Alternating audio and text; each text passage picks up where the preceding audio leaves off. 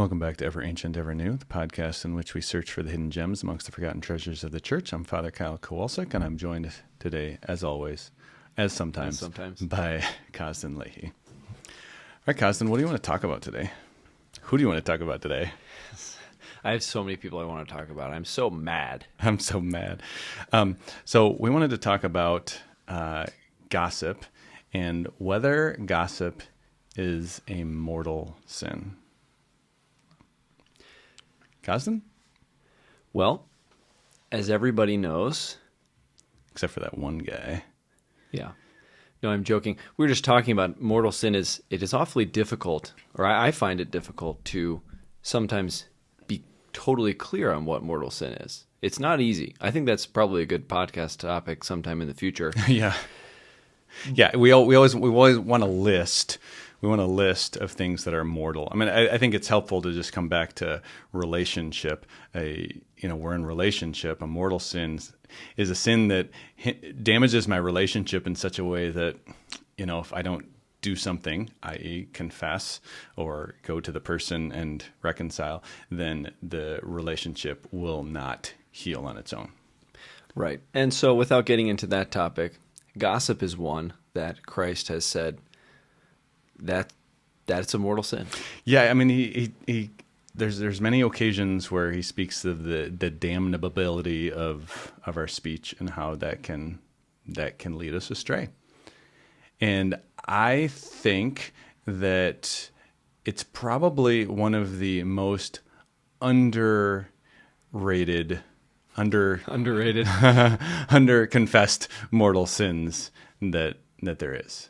Okay. Yeah, I would say most people, when they confess gossip, do not confess it like, this many times, or and I went to communion and I'm confessing that too. Now, I think let's step back and define what gossip is, firstly. Okay. I think we ought to turn to the common doctor for a definition, who is St. Thomas Aquinas. Good old Thomas Aquinas. A friend of mine likes to say, if you were to map everybody's intellect, if 100 is the divine intellect, which is kind of the wrong way to do it because he's God, but if you could just say, if 100 is the divine intellect and then 0 is, I guess, like a rock, where do humans land on the scale? And we would say maybe like a 1 or a 2. Where do angels land on the scale? Like maybe 90 something. Where does Thomas Aquinas land on the scale? Probably like 95. Well, so you could say 95, like just beneath the angels. I think that's definitely a fair answer. I'm going to put him above the angels. I'm certainly not going to put any man above Thomas. No, yeah. So wherever we plot him, I guess the joke it works either way, but yeah, he's one smart cookie. Well, yeah, and he just thinks so well and nuances so well, and that's what makes him so helpful. And this is a good helpful instance. So let's hear what Thomas has to say. This is the part where you read what Thomas has to say. You were just reading it. So I actually did a paper on this back in grad school, and Thomas starts off with what he calls, the question is whether backbiting is a mortal sin. So that's kind of the classical way that it's been translated into English.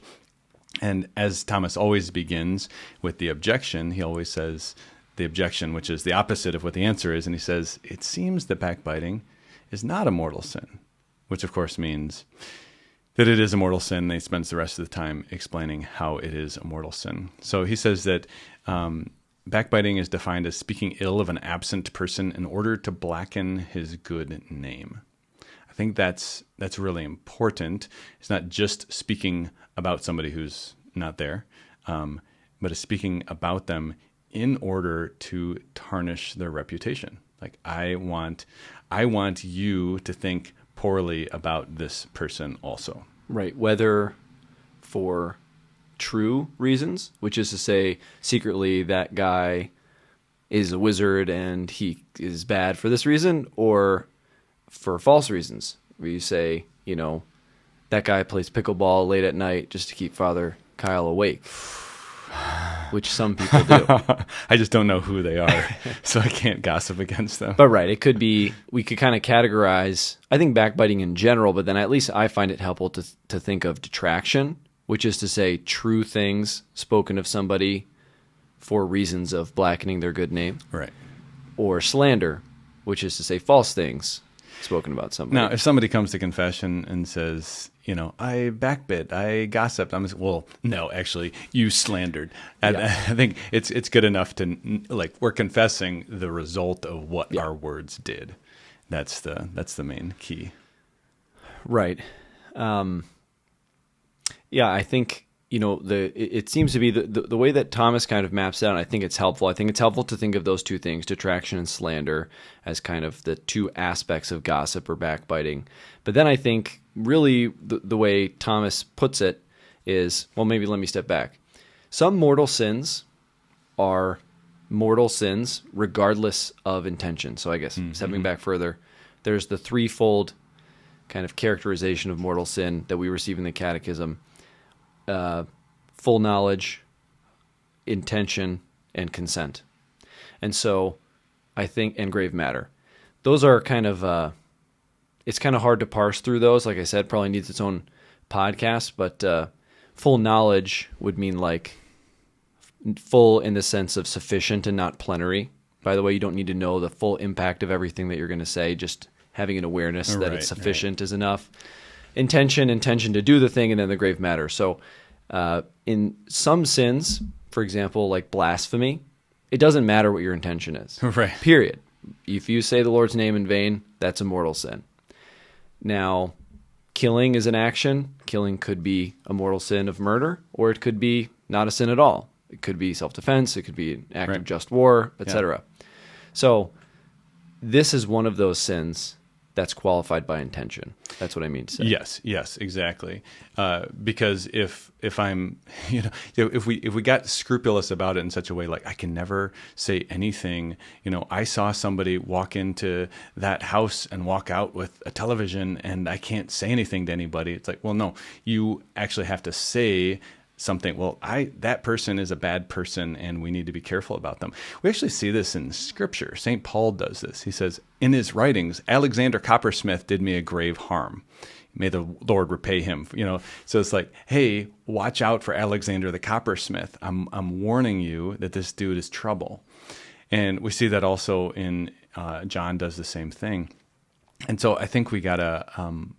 This is not to say we can never speak about events or people or things going on and be able to parse through things, but it is really this intention of, I want you to think poorly about this person. I want this person. Another way to say that is, I want this person to suffer because of what I'm going to say. Mm-hmm. And we can see in that's sick. That's grave.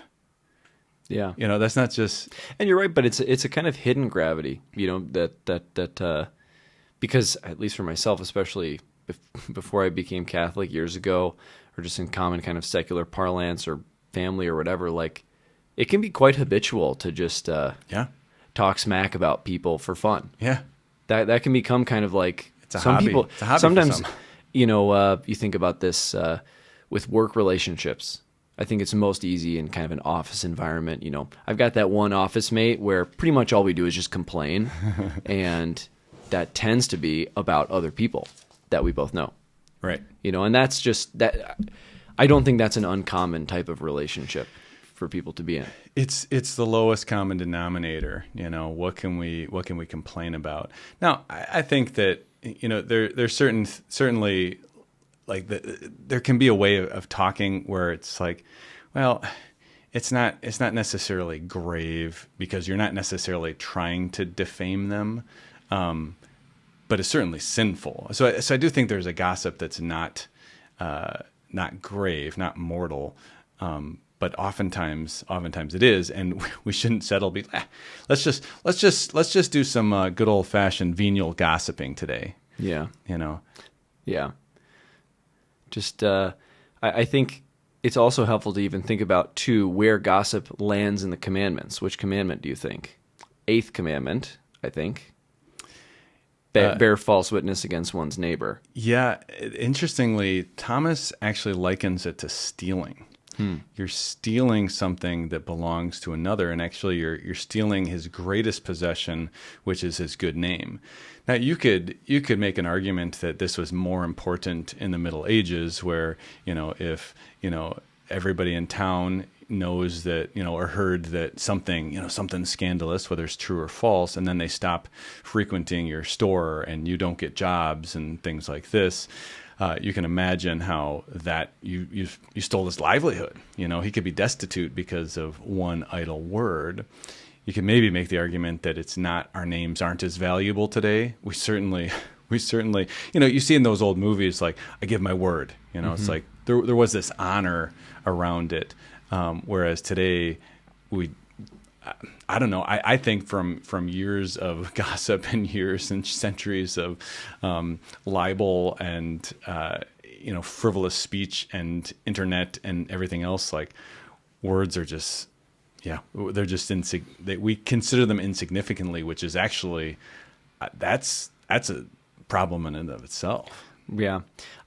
When we talked about this before, I have a recollection of St. Francis having a number of things to say about gossip. I looked briefly. I couldn't find anything, but I'll give my recollection. If it's wrong, then I've falsely attributed what I think is a good thing to St. Francis. So, well, at least you're not falsely attributing a bad thing to St. Francis. So forgive me, St. Francis, if you didn't say this. Is this Assisi or De Sales? Assisi. Assisi. When he had started the Franciscans, and, well, I guess that's kind of oxymoronic. He didn't really start the. Hey, it's kind of complicated. I'm going to start a group named after myself. When he followed the Lord in the way that he did, and that movement became the Franciscans, he had a real sense that, just what you said, that one's name was this kind of profound possession that one has, and then what a grave offense it is to use words, Christ being the Word that became flesh, to hurt and injure somebody. Even I think he would say, even in good ways, even if I say, well, I have to say this negative thing for this reason or that, and we could qualify this endlessly, but I think it's a really profound insight that just using this kind of weapon that is kind of the glory of God, which is our ability to communicate symbolically and communicate ideas, to do that to break somebody down is somehow kind of a fundamental offense against God. Yeah. Well, I think this gets into the whole, like, can you ever tell a lie sort of thing too. And we could maybe we'll do another podcast on that. But the argument breaks down on itself because we consider, like, well, to save a life. It's like, well, is life more important than the truth? Because the truth is Jesus Christ, and he is the word of truth and only speaks truth, and we're called to be like him. And is there something higher than that? I mean, I think that's what it gets down to. I think it's a good insight. And so that's why I think Aquinas obviously is onto something with likening it to stealing. I do think the eighth commandment having to do with bearing false witness against the neighbor is kind of relevant too, because even if you strip away kind of the symbolic aspect that we're bringing up with words, just fundamentally, this is a part of the order of peace among people is what we're commanded to do in the commandments. And, the famous professor in Rome was known for saying the commandments are kind of like my grammar is kind of off, but a future perfect tense, I think is what it is, which is to say, God saying to us, when you are in relationship with me, you will not bear false witness against your neighbor. When you're in relationship with me, you will not take my name in vain, kind of thing. Thou shalt not. I think there's something to that. And so in the order of peace and justice that is the kingdom of God, which we live in a way here and then in the future, which we hope to live in the future, gossip and or bearing false witness against one's neighbor, all the commandments, they're basically, these are activities that are simply incoherent with that kind of state that we desire to be in. Yeah. Yeah, no, that's absolutely right. Another, when we're talking about the gravity of the sin, I think one of the places we see it most starkly today in the modern technological world is kind of this world of online bullying that's especially prominent in, high school and middle school. That, I'm going to say something in text that's just going to totally damage this kid's reputation. And I mean, suicides have happened because of this, right? And not that the person has to think, like, I want this person to kill themselves. They probably don't, but I want to damage this person's reputation. I want other people to think poorly about this person. And it doesn't matter. It doesn't matter to the species of the act itself, whether, so here's an example, like an analogy here. If you're infertile, like an infertile time of the month or an infertile time of life, you still can't use contraception. So there's not a sort of like, well, if I'm only telling one person this bad thing, then it's I'm not spreading it all around. It's like, well, do you want that person to think badly about the person? Are you trying to blacken his? You don't have to want to blacken it to everybody in the world, but are you wanting to blacken it to that person? Yeah, and that gets to St. Francis' insight about words. Just the mere use of a word to bear false witness, to tell a lie, to harm somebody's reputation, etc., is grave in itself. You can almost say like alone. Even if you're in a room alone, obviously you wouldn't be able to gossip, right? But it's kind of like that concept rings true. Like even what we do in our own thoughts matters. Now, this, again, isn't an invitation to kind of go off the rails in scrupulosity, but you can think, okay, well, if I'm in my room alone thinking about my hatred for somebody or something, or like that's bad in itself, right? Like it's not gossip, but it's not. Yeah. So I remember this time in college and I was starting to become more sensitive to sin and things. And, I think everybody knows that gossip is bad. I think we don't tend to know how bad it is. But I remember specifically I was with a group of friends in another city. So like not in the college town. And I specifically did not use the person's name. It was a classmate of mine. But I proceeded to tell this story about him and basically like how much this kid drove me crazy and how I didn't like him and how he was so annoying. And at the end of the conversation, I felt in my own conscience like, oh, I just killed him. I just killed him in my own heart. So it wasn't technically gossip because I wasn't intending to blacken his good name because I didn't even use his good name and nobody could ever trace back who I was referring to unless they went through, got online and logged through my class roster and like, I think it was that guy. But that wasn't helpful. That wasn't good. Didn't edify anybody. So like on the other extent, so we can kind of sometimes get stuck on, we do this in sexual sin too. Well, how far is too far? Well, how much can I say about somebody without it being a mortal sin? Well, how about let's go on this end and, Ephesians chapter 4 says, don't say anything that would offend the Holy Spirit. Say only those good things that are needed for edifying the body. What if I spent my time on that rather than how well was that venial mortal? That's where we want to. Does it matter? I don't want to hurt people with my words. I don't want to hurt them in my heart. I don't want to hurt them out in the world. Yeah, if one but cracks open the Epistle of St. James, you read a kind of terrible, in the best way, kind of assault on gossip, right? Yeah. Really just the tongue in general, which goes for gossip and other things, but yeah, and it's good. I think those are good. Those are good for us if we're trying to break a bad habit of gossip or swearing or whatever bad ways we use our tongue to read James 3 every day. I did this at one point in my life. Every day I read James chapter 3. I had to put it to memory of like, no, I don't want my tongue to offend. Actually, here's a little story on James. So James 3 talks about the tongue is like a rudder of a ship. And it directs the whole course of man. It's like, that's a profound statement. So when I was in high school, I had just kind of had an encounter with the Lord on a Steubenville retreat. And I came back, and that year at Lent, I was just looking at my life and the things that really kept people from realizing I was actually a Christian. And I said, I got to give up swearing for Lent. Now, obviously, yes, we're supposed to give up sin all the time, but if the Lord often uses Lent for these purposes. So I give up swearing for Lent. At the end of Lent, it was enough of a transformation in my life that I just didn't go back. And even shortly after, I remember even later that year, I swore at some point, and a friend of mine said, "Wow, I don't think I've ever heard you say that." I was like, "Wow, that's a testimony," because 6 months ago I was saying that all the time. But then I just look back, fast forward another 4 years, and I look back to that moment as this moment of conversion. I did something concrete to change the rudder and it's such a little rudder, and then this huge ship, well, it doesn't turn on a dime. It's not like those, jet boats that like do 360s. It's like this slow turn.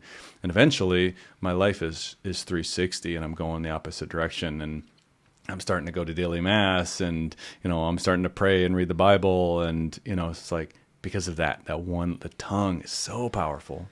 It gets at the interrelated nature of all sin, that it's kind of like when you start rooting something out, it becomes kind of a pathway for grace. I think like for younger people, it can frequently be sexual sin or sins of the tongue, things like that. Like just that, I think there is a sort of perverse interrelation. In the Inferno, it's like this hellish community, right? There's people in hell who are kind of friends, but they're not friends. They kind of all hate each other, and they're all climbing over each other to get somewhere, and they're trying to get one on each other, but they sort of have a kind of relationship, but it's just this perverted, infernal kind of thing. So too, if we can take one avenue, whatever it is in our life, and I think we're just sort of drawing attention to this one, it can be an avenue for grace. And I think it just, towards the example I mentioned in the beginning, this was such a problem for me years ago at just becoming Catholic, just not something, it was so habitual for me. All right.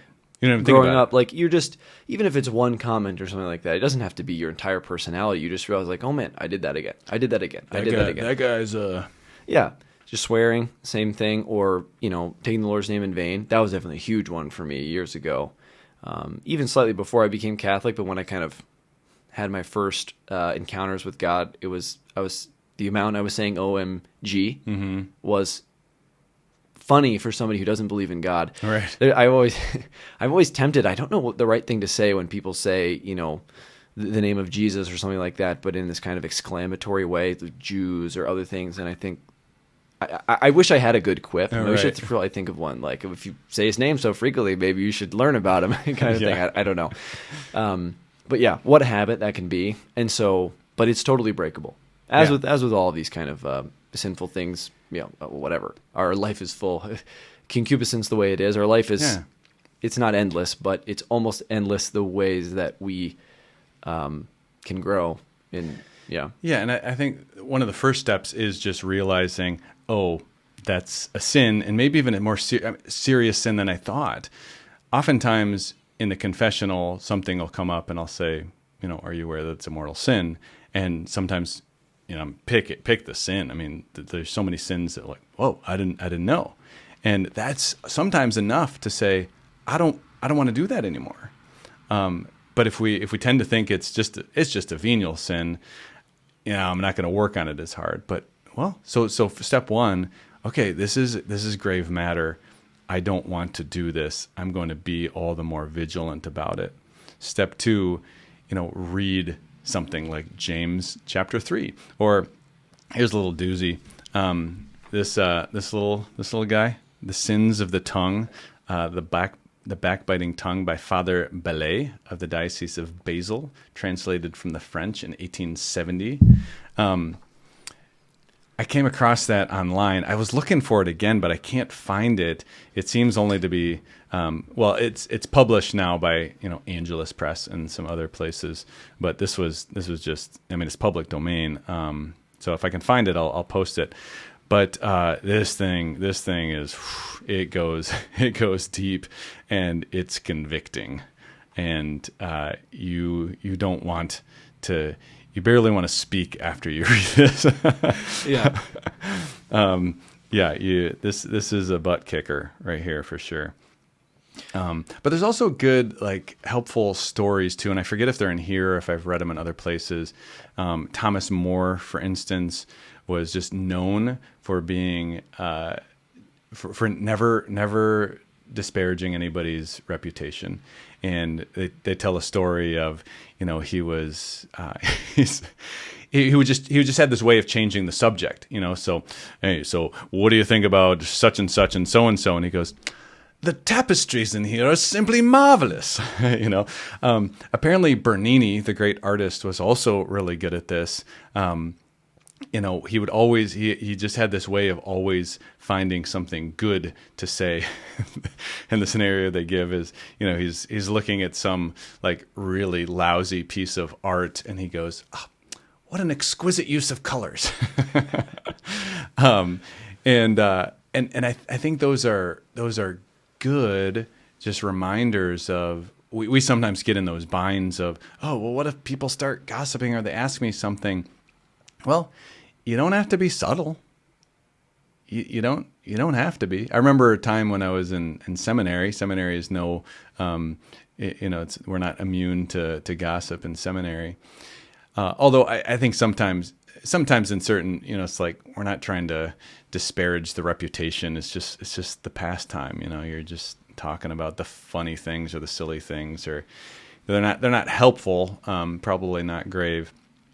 But one brother asked another brother, and I was sitting there, we're at breakfast, and he said, what did you think about Father so-and-so's homily? And that's something you do, but it was kind of loaded as if like, this is a bad homily, and let's talk about how bad it was, And the brother goes, I just love toast, and started eating his toast. And then the other brother laughed and said, no, but seriously, what did you think about his homily? And he goes, chocolate milk.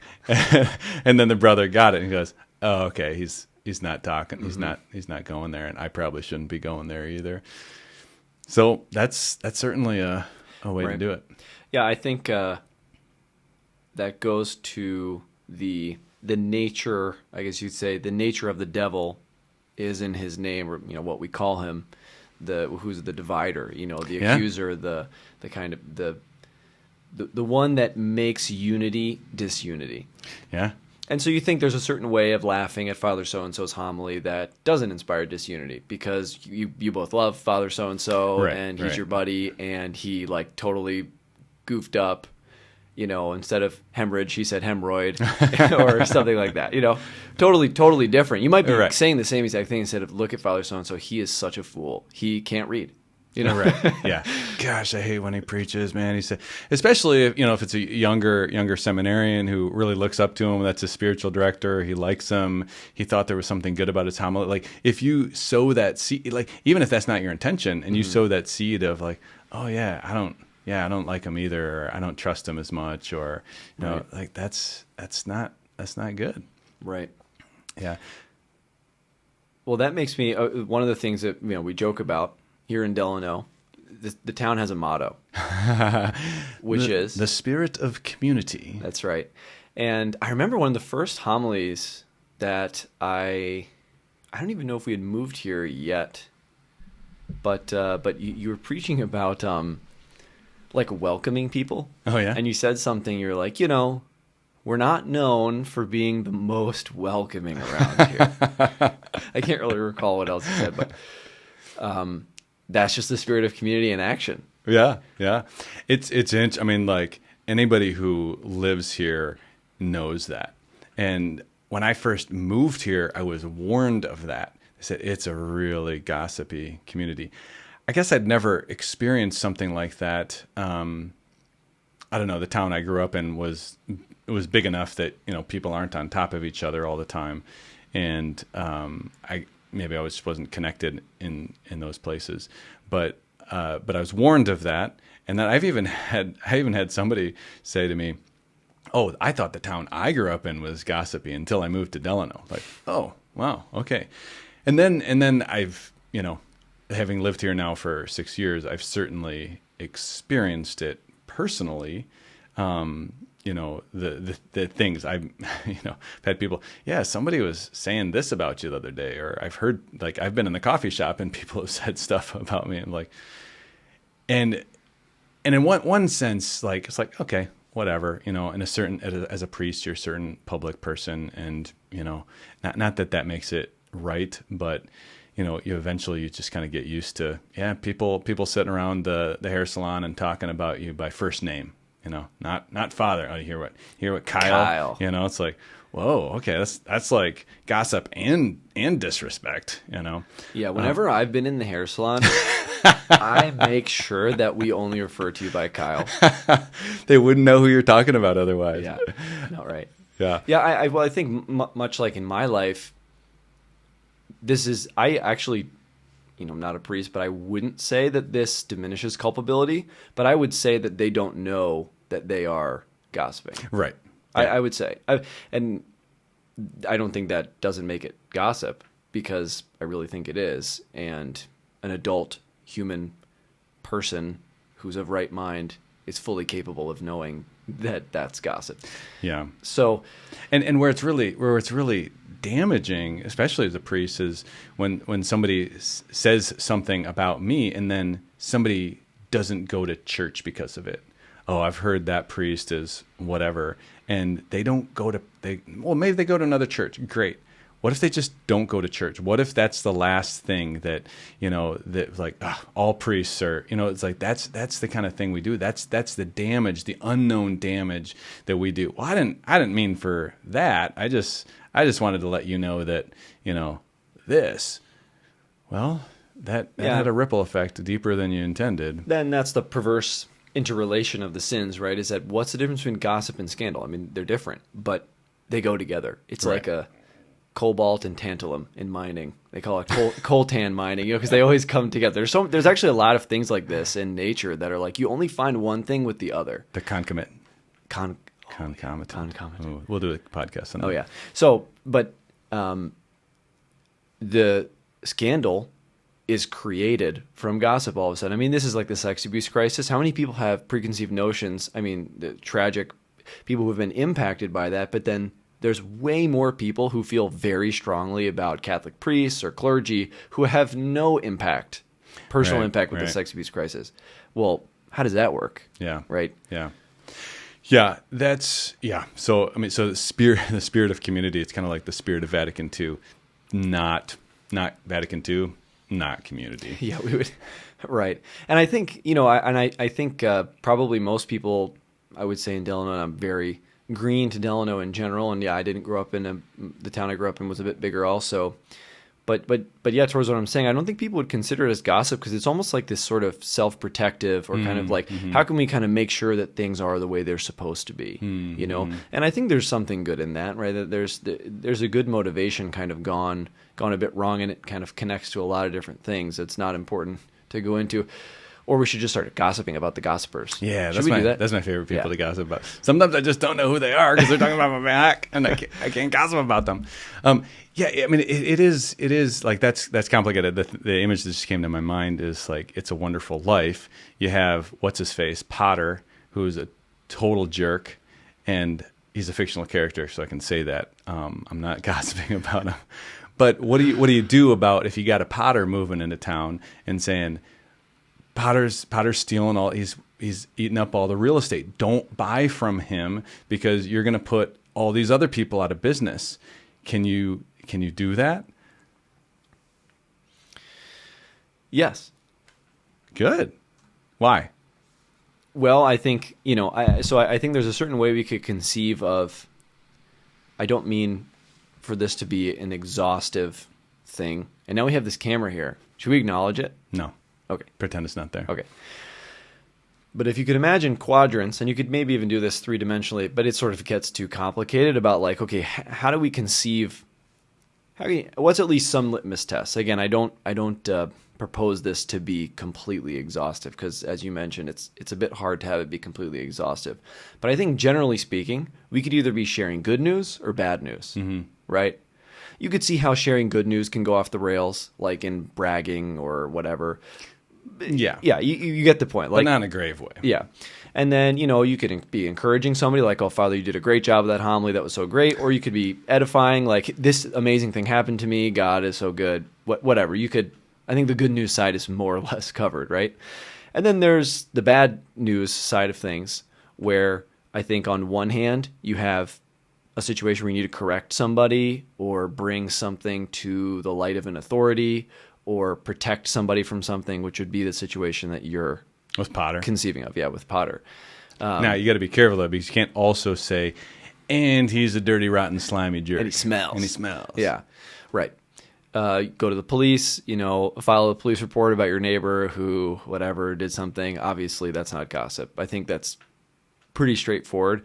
But then I think it's when it really comes down to the bad news situation, where the discerning eye needs to take a look at it and say, am I bringing this to the right authority for reasons of helping somebody? Right. And there you go. There's another key, because gossip includes intention, right? I'm bringing this scenario to you. Hey, so this person is causing this problem. You have some experience in this, or you know them also and kind of know what they're like. Do you have any advice for me on how I can navigate this situation? Now, I had to share something about somebody, but that was essential in order to get the help that I need to resolve the situation. So that's part of it too. Is the person I'm speaking to, do they need to be involved? Are they the right person to be involved? Are they going to be helpful in this? And that's not gossip. Right. And then, of course, the best case scenario, and really, you talk about the situations of gossip you've experienced recently, or not recently, but just in general. And I think this is what we'd all say, in high school, middle school, you find your friend's been talking about you behind your back, or whatever right. it is. What's the number one thing that you wish happened is, I wish you just came to me. You can talk to me, yeah. Just come to me. And then either A, you could receive the correction delivered well or poorly, or you could reject it for good reasons or bad reasons. But then you're into a different category, right? Like, I think Aquinas calls it reviling, if you were just like angry at somebody. I can't remember. But yeah, so you could imagine the situation. I wonder if it would be better. I guess, people know that I'm not from Minnesota, and I'm from the East Coast, and would like to think differently out in the East Coast. Yeah, we do. This town ain't big enough for the two. But the way I'd like to have it in my dream world, everybody's just yelling at each other all the time. Everybody's just correcting each other. No, but you could imagine. Wouldn't it be funny if? I think that's called contentiousness in Thomas. It's like you're just like, we're just fighting all the time. Take it easy, man. You could the world of gossip, which is just whispers and kind of obfuscation and haziness and kind of heaviness. It's more diabolical, because that's the way the evil one works. It's a silent secret, sort of. Hey, whereas like if you and I got in a big brawl in the street and yelling all sorts of names at each other, nobody's going to be like, oh, did you hear what Father called Cosden? Like, well, they were both angry and both saying all sorts of ridiculous things. Yeah. Right. And we could forgive each other, or friends can forgive each other, to say, you called me a... Yeah, I was playing basketball in Delano recently. This is a good story. These two guys, they're buddies. They got into a fight. It escalated. Are they jerks? They're good guys. No, they really are. They're two of the more friendly guys, and they're really good at basketball, and they're guarding each other. They got into a fight, just like kind of very typical kind of thing. Yeah, and the one guy, that's what men do. Like, you piece of work. But I really didn't think he was going to say that. And so they totally resolved, and they're friends and stuff. But like, you could imagine, even among friends, you could say something you regret, but that's kind of a part of friendship. There's a built-in level of forgiveness, just broadly, and then if it got bad enough, you could have a conversation about it, right? But then, towards what you're saying, gossip by definition leaves that whole process out. The aspect of goodwill, which is kind of a built-in buffer, like, yeah, he didn't really mean it quite like that, because we're face to face, we're on the phone, we're bros, kind of thing. Yeah. Or it's just like, even if you did say something that maybe crossed the line, now I'm not even there to say, hey, that really hurt. You can't see it in my face, like, oh, that hurt my feelings, or. Yeah, and I think that's good. I mean, that gets back to the relationship, when I'm gossiping about somebody, it's somebody I don't want to have a relationship with. That's why I think it's hard. Like, I know in my family, I think I have a pretty decent family. There's no side hustles or anything like that. Should we get your mom in here? Yeah, my mom's right over here. But mom tends to be she's the axle to the spokes, and so I don't talk to my brother or my sister as often as I talk to my mom. And so I get information from my mom. Oh, and my mom say, oh yeah, well, him and his wife, this and him, but this isn't gossip because we all love each other. We're not trying to, our family doesn't have this politicking. So I think there could be some families where that is the case. Like, ooh, yeah, you're gossiping. But we're all trying to, how do we continue to live in relationship with one another and, love one another well. If somebody in the family is having some marital difficulties, you can't be like, well, it's gossip. We can't talk about this. Like, do we want to help them with their marriage? Mm-hmm. We need to talk about it. He's a selfish jerk and she's a conniving brat. Okay, somebody needs to tell them that so that we can get them back into relationship and get them speaking to each other again. So it gets to, are we fixing something? Do we love the person that we're talking about? Are we trying to be back in relationship with somebody? I think too, in a good, well working office space, there can be some kind of like talking, like, like, Father's driving me crazy today. Hey, don't worry about it. He said that he has holy hour last night and he didn't sleep afterwards, and so he's just kind of cranky. Oh, okay, that's good. It's like, but I trust every single person in my office, and we're living in relationship with one another, and so I'm not worried about. I'd be happy for them to say those things, knowing that it's for the good of the relationship and the other relationships in the office. But there's also lots of offices where that wouldn't be the case. Oh, the boss is being a jerk again, and I hear he's having an affair anyway, and blah, blah, blah, blah, blah, blah, blah, blah. And that's obviously... Right. Yeah, this kind of undermining, not just undermining, but without saying it, this kind of putting a period on the sentence of, I don't want a relationship with you. Yeah. Which means I'm basically not concerned about what's best for you, which is essentially what love involves. And I would rather get conversational clout by saying X, Y, or Z, or get the release of just like, I'm so frustrated, whatever it is, Yeah, I think it definitely is really worth reflection, and hopefully can be kind of like one of those avenues where we can all say, okay, if I can sharpen my sort of sword on this, how can this become a place where virtue, it's almost like pruning a lilac. I need to prune my lilacs. Supposedly, do you prune lilacs? Yeah. Really? Well, I mean, I think. Here's what I understand. Listener land, I guess, can verify, but like if you prune them, they come back more. I mean, that's just the concept of pruning in general, right? Yeah. If you prune it, it gets better. You'll obviously have to prune it right in general, but the image is really falling off the rails right now. You prune something. So you get rid of... you guys know this, but Cosden's super bad at giving analogies on lilac pruning. My green thumb is falling off.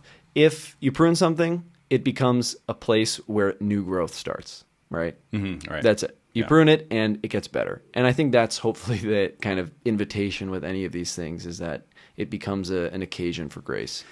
Yeah, and I think that to just become more sensitive about it if somebody's listening and hearing, because I remember the first times that I heard like, oh shoot, that's a mortal sin. Oh, that makes sense. And then you start looking and noticing, okay, was I speaking with the intent of damaging that person's reputation?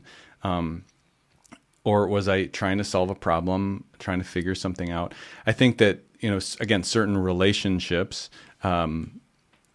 sometimes somebody's, well, I spoke to my spouse about this.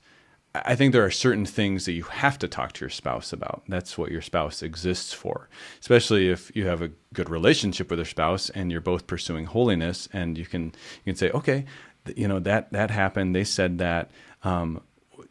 What's the best case scenario? Is there a way in which he didn't mean it that way? Is there a way? Okay, how can we So instead of like just, because that's where gossip gets really bad, when you just like, hey, did you hear about this? Oh yeah, and did you hear about this? And I heard about, and you're like, it's just fanning it, and that's obviously diabolical. Yeah, and I think even at the dinner table, with our 2-year-old who's extremely talkative she and gossips vocal all the time. She seriously does. Yeah. She's like, wow. It's like, I saw Father today. Yeah. If I am even speaking to my wife in a way that is, maybe even in that way, like you're saying, like requesting help or whatever. I mean, what can we teach our children? How can we teach our children? I don't think it's to be scrupulous about it, towards agreeing with what you're saying. Like, among spouses, there needs to be a certain kind of relaxed ability to speak freely.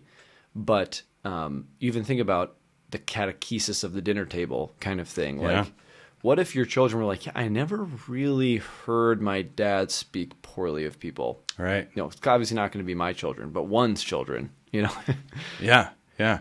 And that's like, I think, again, going to the other side of like, oh yes, let's be sensitive to our speech. But I remember one time, and this was, I was working at a restaurant. Restaurants can be like I'm just super, a petri dish for gossip and backbiting and just nastiness amongst the servers and the wait staff and the kitchen and blah, blah, blah. I was a host. And I remember after several months working there, this other fella who I'd gotten to know a little bit better just came up to me and said something like, there's something different about you. You just don't talk like the other people talk. And I was like, wow, that I didn't, I was just trying to stay out of everything, but that was impactful to him. And I think we can forget how impactful our words are in both directions. And sometimes, we have to ask ourselves, what type of person do I want to be known for? Some people want to be known for the people who know everything, and they're known as the town gossip. People who are known as the town gossip don't fare well on Judgment Day, but we want to be known as something. And so like, oh yeah, you want to know something? That's the person to ask. Or you want to be known as the really funny guy. And if you want to be known as the funny guy, then you have to say funny, stupid things all the time. And sometimes those things are disparaging to other people, or, foul, or, lewd, or whatever else. Or do I want to be known as, today is the feast that we're recording this, is the Feast of St. Barnabas, which the meaning of the name is son of encouragement. And that wasn't his real name. His real name was Justice or something, but he was known as son of encouragement, which I think is like, that's like, what are people going to remember you like? Mm-hmm. Oh yeah, let's change Cosden's name to, wow. It's like, that's just so profoundly amazing. Like, what was that guy like? That's what they called him. Yeah, everybody wants to be around those people. And you're totally right. The town gossip definitely has a lot of friends, kind of. A lot of acquaintances, a lot of conspirators, really. Right, yeah. But the son of encouragement would have is kind of like you're leaving behind in that saintly way, a trail of goodness about you. Versus like the town gossip is probably one of the friendlier people in town, but is leaving behind, very honestly, a trail of destruction. Yeah. The person you can always, they always know the scoop of what's going on. That is an extremely destructive. Yeah, I don't want to be known as that guy. Yeah, I think there's more we could say. You can get into like, okay, well, what about how do we talk about political figures or the Pope or all these sorts of things. I don't think maybe there's some mitigation and culpability for people who are well outside of our actual sphere of influence. I think Thomas is particularly, he's not addressing that as much. There wasn't a whole lot of like, magazine celebrity things going on. I think we should just still pay attention to what's going on in our heart. Are we trying to solve a problem if the Pope or the president says such and such, and that impacts much of our reality? We can talk about it and parse it out. So I've heard people say things like, "Oh, the Pope this, and he's such a like." But can I he said this, and let's analyze this. And if I'm analyzing this and say, I think what, let's say it's your pastor. So, well, I think what he said was not accurate to Catholic theology. I'm not calling him a heretic. I'm saying that what he said was erroneous. And that actually might be a conversation that has to be said, because otherwise we just, okay, well, Father said it, then it must be true. It's like, well, it might not be true. And if it's not true, we shouldn't allow falsehood to be spread out. We're going to issue a dubia. We're going to issue some dubium. Against me? Maybe. Ooh. Okay, well, then we'll end with this, because here's a good story about Pope Leo XIV. Yeah. Okay. Habemus Papam. We podcasted the last time, right? Yeah, right after Francis died, I think was our last podcast. Okay, I feel like, yeah. Anyway, you're right. So historically, I think historically the Pope always received homage from the mayor of Rome. The mayor of Rome would come to the Pope, presumably on bended knee, and he would say, I'm not sure what he would say, but I'm sure he'd say all sorts of nice things, and he would say, I submit myself to your spiritual authority. You are the vicar of Christ. Don't quote me on that, but more or less, it was called the homage that the mayor gave. So this hadn't happened, I think, since Pius XII, or maybe before. And guess what happened the other day? The mayor of Rome gave his homage to Pope Leo XIV. Oh, wow. Interesting. Pretty sweet. Yeah. Yeah, so I think that's a great story. I think it's very encouraging. Yeah. And certainly a posture we could all emulate, having less temporal authority than the mayor of Rome, but a certain kind of authority, at least over our tongue, fealty to him, our tongue in general, but a fealty to the Pope, and kind of paying homage and renew that, because, wherever we stood previously, that we can kind of kiss the ring now again, as we should have before, but kind of this new time with a new Pope. Yeah. That's good. Good. Well, I hope this was helpful. This is good. It was interesting to see where these are conversations that we've had before, and just to kind of see it get all parsed out a little bit. And there's so much, and I think to just be sensitive about it. Just imagine what it could be like living in a world where you didn't have to worry about so and so speaking poorly about you, or that I can always tell that person anything that I'm struggling with, because I know it'll never leave them. Here's another thing is, if we're trying to grow, and we know that those people, they always gossip, I get sucked into it. Avoid the near occasion of sin. You can't hang out with those people if that's going to be the cause of sin. And then I think the last thing is, just let's not underestimate the diabolical nature of this. The evil one does want to divide. He wants to scatter rumors. He wants people to not trust one another. He wants splintering and division. And I think we can pray, especially if we live in a town like Delano, where we know it's just like, wow, you can just feel it sometimes. Just pray against the evil spirit of gossip, the evil spirit of detraction, the evil spirit of lies, the evil spirit of backbiting, because those are real evil spirits that are just wandering around. And the more we entertain them, the stronger they get. And when we rebuke them, and when we speak truth and speak goodness and virtue into our community, then we actually have a spirit of community. The spirit of community returns to Delano. It rests upon, hopefully, Parish of St. Maximilian Kolbe. And I think already, at least in my experience, it certainly is a refuge for that. Is hopefully that the parish is a place where where charity really is firmly enthroned. Yeah. So let's not gossip about all the gossips out there. Yeah. Yeah. But after we get offline, I'll tell you a really funny story. All right. Thanks, everybody. Thanks for tuning in. God bless. I'll post the sins of the tongue and any other resources I mentioned in the show notes. Beep, beep. Beep, beep. Beep, beep. All right. Oh. Did her. Got her done.